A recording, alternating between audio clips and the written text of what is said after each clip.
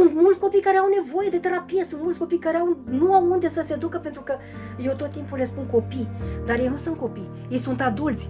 Și adulții, de ce au rămas cu mintea de copil?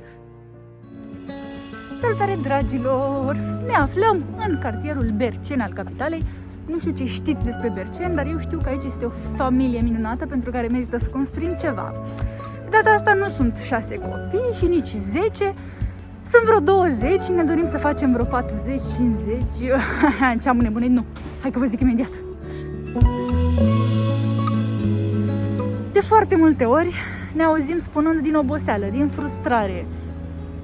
Dar nu mai vreau să mai muncesc, pur și simplu, nu se poate să mă trezesc dimineața și să nu mai trebuiască să fac nimic niciodată. Când ai o dizabilitate, toți din jurul tău îți spun asta. Azi n-am nevoie de tine. Știi ceva? Nici mâine. Dacă stau să mă gândesc mai bine, nici mâine. Deci niciodată. Nimeni nu are nevoie de tine.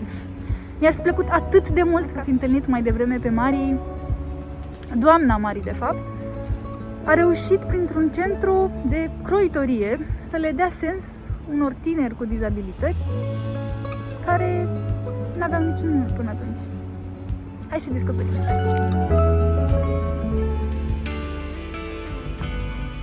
Viața unui copil cu dizabilități nu e niciodată simplă, asta știm cu toții. Provocarea crește odată cu vârsta și când devii adult, diagnosticul nu dispare, dar oamenii cam da. Adevărul crud este că nimeni nu are nevoie de tine. Prietenii nu se înghesuie la ușă, o meserie de unde să înveți. Ce faci?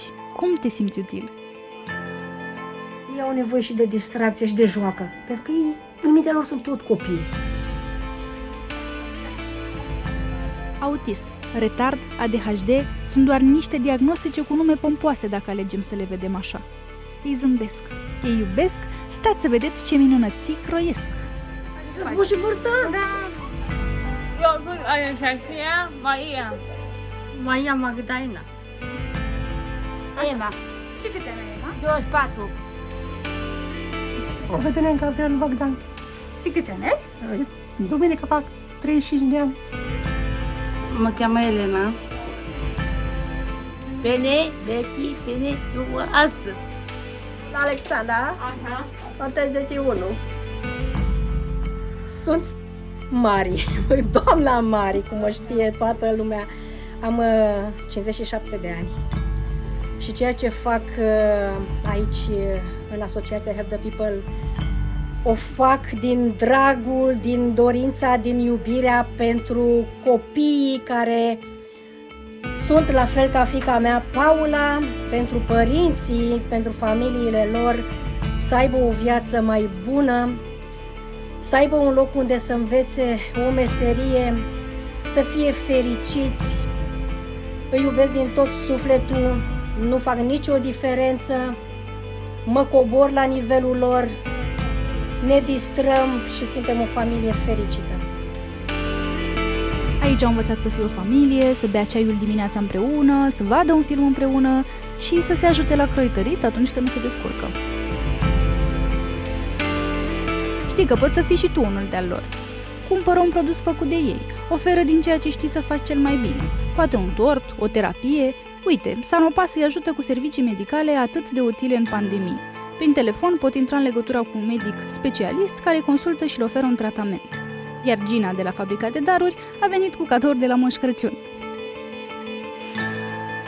Acum, în timp ce vorbim, la centru pot veni maxim 20 de tineri cu dizabilități. Aici se bucură, aici trăiesc, aici sunt o familie. Oare cum ar fi dacă am putea să oferim bucuria asta la încă 20 de tineri? Sau 40? Sau...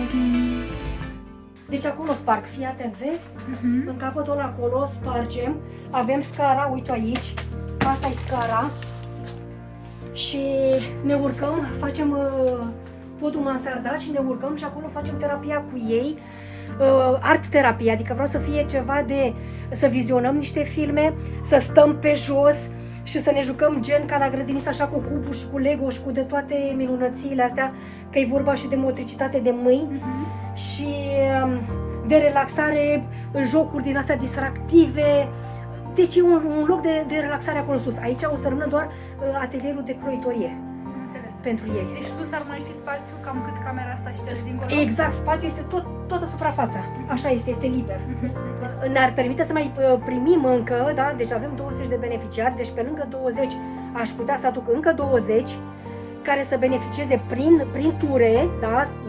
Vin 2-3 zile, vin o săptămână, vin zilnic, depinde cum pot părinții să-i aducă. Și sunt mulți copii care au nevoie de terapie, sunt mulți copii care nu au unde să se ducă, pentru că eu tot timpul le spun copii, dar ei nu sunt copii, ei sunt adulți. Și adulții, de ce au rămas cu mintea de copil? Dar nu au unde să meargă, pentru că nu există centre pentru adulți. Sunt multe centre, dar pentru copii. Și ei au nevoie, sunt adulți și au nevoie de o terapie din asta care să-i țină ocupați tot timpul. Și să, pe lângă terapia asta care să-i țină ocupați, ei au nevoie și de distracție și de joacă. Pentru că ei, în mintea lor, sunt tot copii. Ce se întâmplă pentru copilul cu un diagnostic grav este poate mai cunoscut. Ce se cunoaște prea puțin, în schimb, este cum se schimbă viața pentru restul familiei. Cum înveți să trăiești cu neputința, uneori soră cu disperarea. Cum te uiți în ochii celui mai drag om și știi că nu poți să-i oferi tot ce e mai bun. Cel mai emoționant moment a fost când a apărut Flori, cealaltă fată a lui Mari, care luptă cot la cot cu mama ei să le facă viața chiar și cu 1% mai împlinită tinerilor ca sora ei. Mulțumesc că ai spus tu, Flori, ceea ce eu, ca soră specială, nu am putut spune niciodată cu voce tare. Totul, că ieșeam afară la joacă, trebuia să merg cu Paula și o luam cu mine. Că ajunsesem la liceu, trebuia să ies la un suc, trebuia să o iau pe Paula cu mine. Mai târziu, într-adevăr, am ajuns și la faza când ne era greu pentru că toată lumea se uită ciudat. Dar nimeni nu are cum să înțeleagă. Și n-ai cum să-i judeci, pentru că nu înțeleg. E groaznic când mă gândesc că ai mei nu să mai fie. Deci nu vreau să mă gândesc la asta. Nu vreau. Nu știu ce o să fac. Mă gândesc că mă gândesc la puterea pe care o are mama. De ce? De ce? De ce? Deci crede-mă că în fiecare seară mă rog la Dumnezeu și spun, Doamne, dă-i sănătate și minte și să fie deșteaptă și minte. Ce ți se pare cel mai greu în a fi un frate special?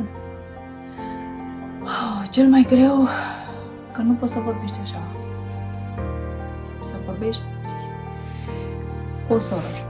Să-i ceri un sfat, adică ne rezumăm doar la expresii mici. Nu poți să zici, o sun pe sora mea să o întreb dacă am făcut bine lucrul ăsta. Și de-aia zic că încă mă bucur că e mama, pentru că ea îi ține locul. E greu. Zic că nimeni nu înțelege. Este greu. Și mulțumesc lui Dumnezeu, Eli, crede-mă, și spun din tot sufletul meu. Îi mulțumesc lui Dumnezeu că este așa cum este și este întreagă. Și este pe picioarele ei. Și le spun și părinților mereu. Că mulți spune, de ce copilul meu este așa? Și am spus, Doamne, merge, mănâncă, se duce la toaletă, știe să se șteargă. Sunt alții mai rău, mai chinuiți decât noi.